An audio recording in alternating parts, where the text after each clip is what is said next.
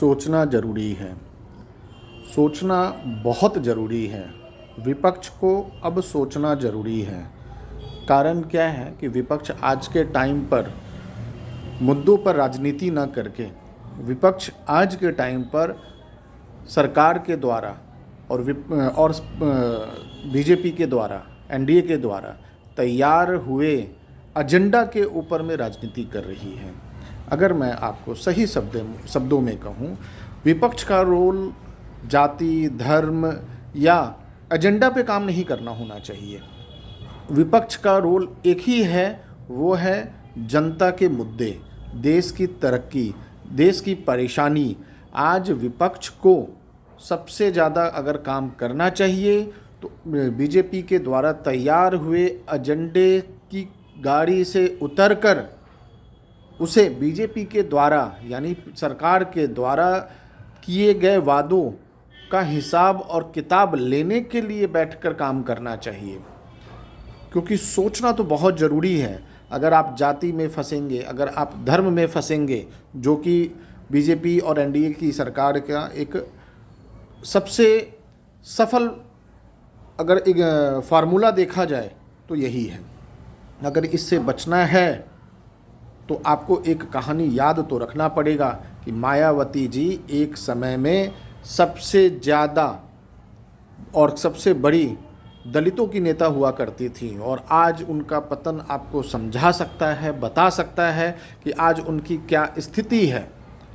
साथ ही साथ आप लेफ़्ट को देखिए, जो कि पूंजीवाद, जिस समय पूंजीवाद अपने चरम सीमा पर था, कॉन्ट्रैक्ट बेसिस बहुत ज़्यादा चल रहा था, उस समय लेफ़्ट की ज़रूरत थी। लेकिन समय के साथ ना कांग्रेस में कोई बदलाव आया, ना लेफ़्ट में कोई बदलाव आया, ना अन्य क्षेत्रीय दलों में कोई बदलाव आया, ना मायावती में बदलाव आया, जिसका परिणाम आप देख रहे हैं कि सिर्फ एक जाति तक फंस जाना, सिर्फ एक मुद्दे तक फंस के रह जाना, समय के साथ ना चलना ही उनके पतन का कारण रहा। वहीं आप देखिए समाजवादी पार्टी के अखिलेश यादव जी ने समाजवाद के मुद्दों के साथ साथ समय के साथ चलने का जो निर्णय लिया, जिसका परिणाम है कि लास्ट इलेक्शन में उनको काफ़ी ज़्यादा फ़ायदा मिला था।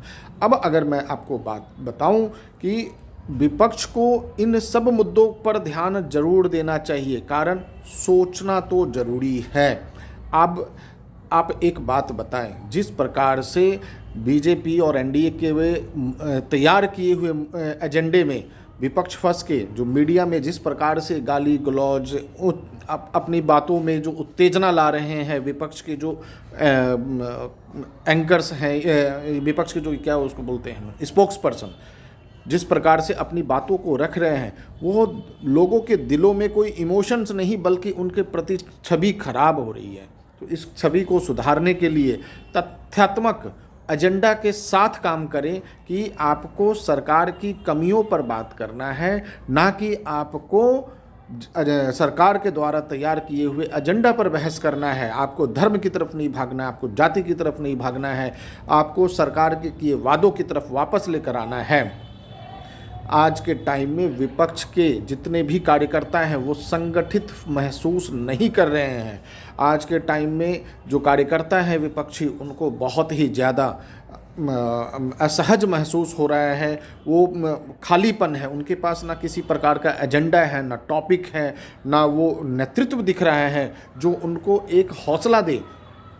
क्योंकि आप ये ध्यान रखिएगा, कार्यकर्ता ही इलेक्शन जितवाता है, कार्यकर्ता ही प्रतिनिधित्व करता है, लेकिन उसको आगे बढ़ाने में जो उच्च शीर्ष लेवल पर जो नेता बैठे हुए हैं उनका सबसे अहम रोल है। और मैं तो एक ही बात बोलूँगा विपक्ष के सभी शीर्ष नेताओं से कि आप अपने मीडिया प्रेजेंस पर ध्यान दें कि मीडिया में किस तरह के प्रवक्ताओं को भेजना चाहिए। क्योंकि आपने देखा है कि मीडिया में जिस प्रकार से एंकर और बीजेपी और एनडीए के द्वारा विपक्ष के स्पोक्स पर्सन को हुक किया जा रहा है, यानी परेशान किया जा रहा है, जिससे परेशान होकर वो अपने दिशा से विहीन होकर जिस प्रकार से उत्तेजना से और गलत शब्दों का उपयोग करते हुए अपना प्रेजेंटेशन देते हैं, वो एक तरह से पार्टी की छवि को धूमिल कर रहा है।